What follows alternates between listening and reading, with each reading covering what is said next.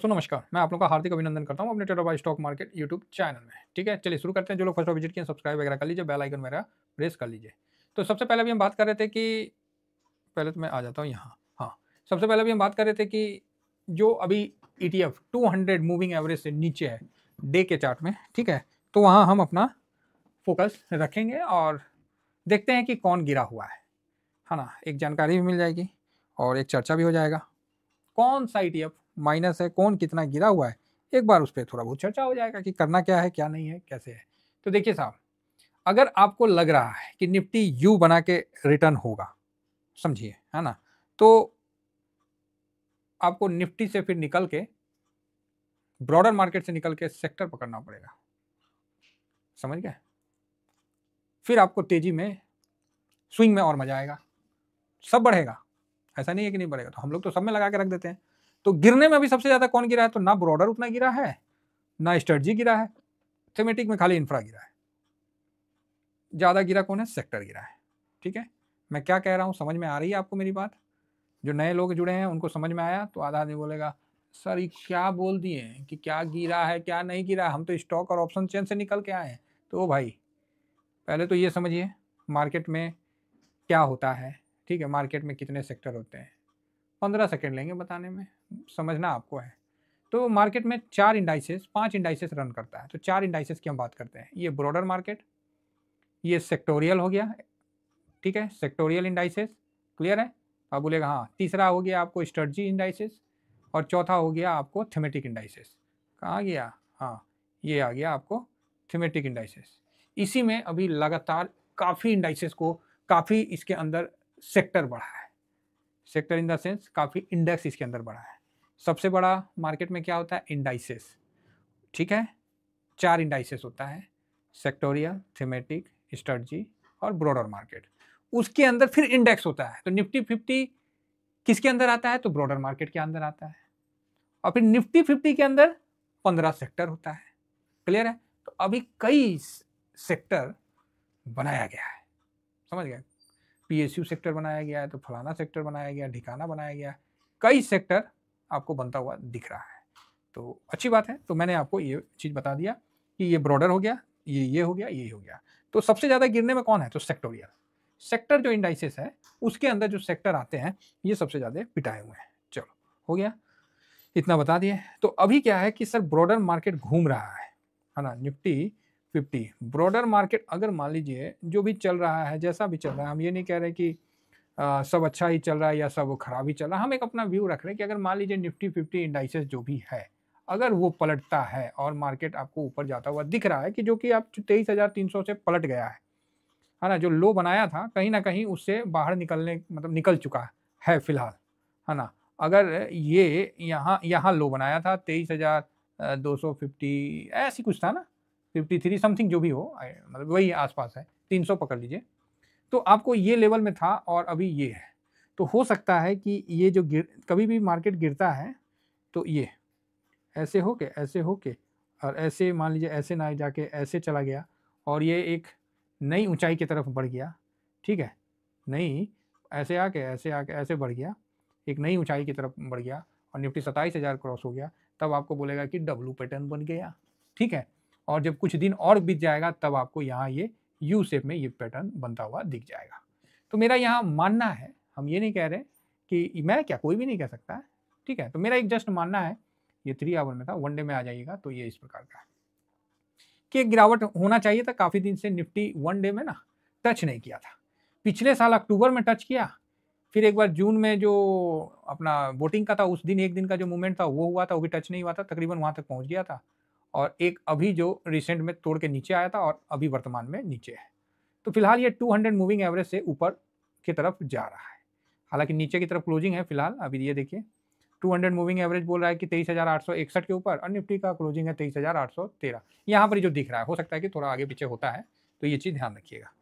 तो बाकी अभी देखा जाए तो मतलब कितना गिरा हुआ है मोटा मोटी, तो आप टॉप से यहाँ से अगर देख लिया जाए तो मोटा मोटी 9.5-10% है ना। ठीक है, तो ब्रॉडर मार्केट का निफ्टी 50 10% गिरा हुआ है। अब आइए सेक्टर कितना पिटाया है वो हम आपको डिस्कस करते हैं। ठीक है, तो सबसे पहले ऑटो सेक्टर। समझ गए हैं जो मैं बताना चाह रहा था कि ब्रॉडर मार्केट कम गिरा है, बाकी सेक्टोरियल ज़्यादा गिरा, लेकिन यू पैटर्न बना के जब घूमेगा तो ब्रॉडर मार्केट साइडवेज होगा, उसका सेक्टोरियल अपना रफ्तार दिखाएगा, तो इसका भी ध्यान रख के चल सकते हैं। बाकी जिनका पोजीशन है अपने स्ट्रेटजी से कवर करके चलिए, अपने डिसिप्लिन से कवर करके चलिए, हड़बड़ाने की आवश्यकता नहीं है। तो यहाँ आप देखिए, अब निफ्टी तो थोड़ा ही गिरा था ना, अब यहाँ देखिए सेक्टोरियल में कितना पिटाया है, इसका हाई कितना का है इसमें पता नहीं चलता वन डे वाले में, तो इसको हम थोड़ा सा 15 मिनट का एक बार करके देख लेते हैं। मोटा मोटा हाई तो पता चल जाएगा ना, ये इसमें जो हाई बना था 285, हाँ यस यस यही है, 280 मतलब 83 के आसपास का है। ठीक है, तो चलिए अच्छी बात है। तो हम यहाँ से एक देखते हैं कि कितना गिरा है, ऑटो कितना गिरा है। हम यहाँ से जस्ट आपको ये बताने के लिए इसको कर रहे हैं कि जिनको ऑटो पहले अच्छा लग रहा था अभी अच्छा नहीं लग रहा, तो उस पर हम चर्चा करते हैं। तो ये 19% गिर लिया था हाई से, और अभी 19% से ऊपर बढ़ के 2% ऊपर बढ़ा है, तो अभी 16.72% गिरा हुआ दिख रहा है।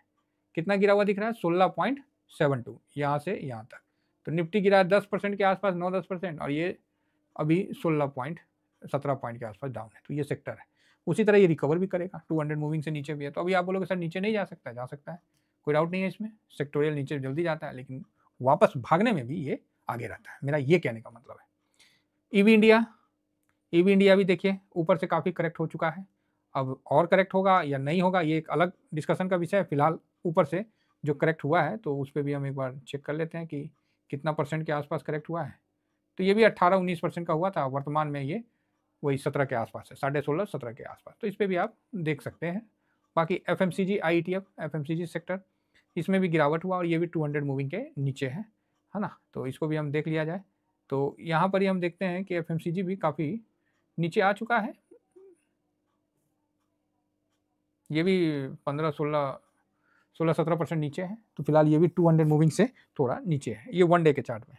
ठीक है, तो यहाँ पर ही मेरे को 3 आवर का मैंने इसलिए नहीं लगाया क्योंकि वन डे का ही एक्चुअली देखते हैं। तो वन डे में मेरे को मिल रहा है, तो मैं यहाँ से लूँगा। 3 आवर में लगाऊंगा तो ये और नीचे दिखेगा, है ना। तो ये देखिए, तो मेरे को तो यहाँ पर ही ये तो तब लगता है कि जब बुल मार्केट में मान लीजिए जो गिरा हुआ है उसको पकड़ने के लिए, बाकी यहाँ तो ऑलरेडी गिर रखा है, तो इसीलिए वन डे में मेरे को सफिशियंट मिल रहा है कि ये ठीक है। तो यहाँ भी आप देख रहे हैं 17-18%, ये भी 15-16% गिरा हुआ है FMCG, तो इसका भी आप ध्यान रख सकते हैं।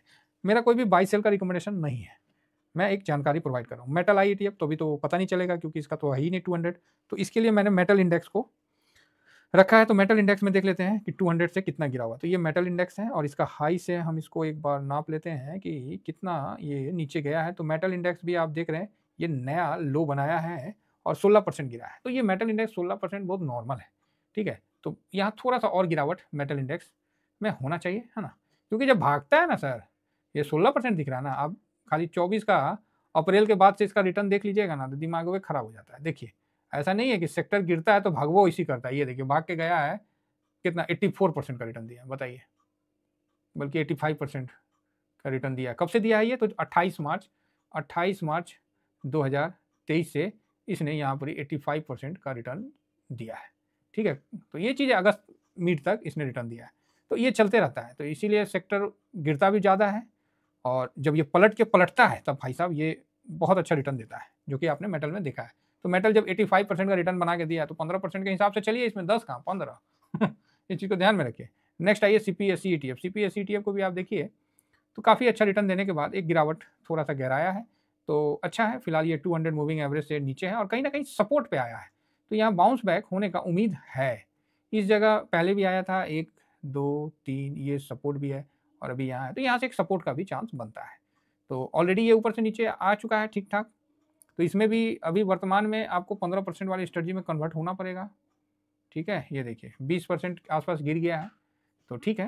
तो इसको थोड़ा सा अपना आराम से इसमें आगे बढ़िए। तो मेरा यही है, क्योंकि 23 में इसने जो रिटर्न बना के दिया है, ये 23 का अगर पकड़ा जाए तो 23 का रिटर्न इसने 70, ओ भाई कितना दे दिया, अच्छा ये 22 दिसंबर चला गया, सॉरी माफ़ी चाहेंगे, ये 24 है ना। तो 24 में भी देखा जाए तो इसने अभी तक गिरावट दिखाया नहीं है, तो यही है, जब थोड़ा सा हाई में है तो थोड़ा सा संभल के चला जाए तो ज़्यादा अच्छा है।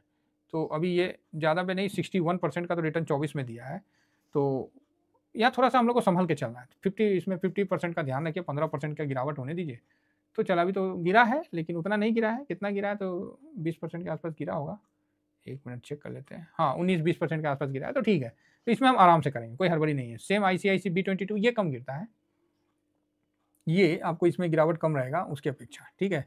ICICI B20 की अपेक्षा इसमें गिरावट कम रहेगा, तो उस हिसाब से देखिएगा तो इसमें गिरावट 11-12% के आसपास का है, ठीक है। जो गिरा हुआ है तो पता होना चाहिए ना कि क्या कहाँ का मौका बन रहा है। और लास्ट अपना मेटल इंफ्रा IETF, तो भाई ये गिरता भी ज़्यादा है और भागता भी ज़्यादा है, सिंपल सा इसका है। हालांकि इसने लो जो बनाया है अभी इसको तोड़ा नहीं है, इसको तोड़ेगा तो नीचे जाएगा, कोई डाउट नहीं है। फिलहाल ये जो है अभी ऊपर से मोटा मोटी नीचे आ चुका है, आया था 14-15%, लेकिन अभी ये 12-13% में है, तो ठीक है, कोई दिक्कत नहीं है।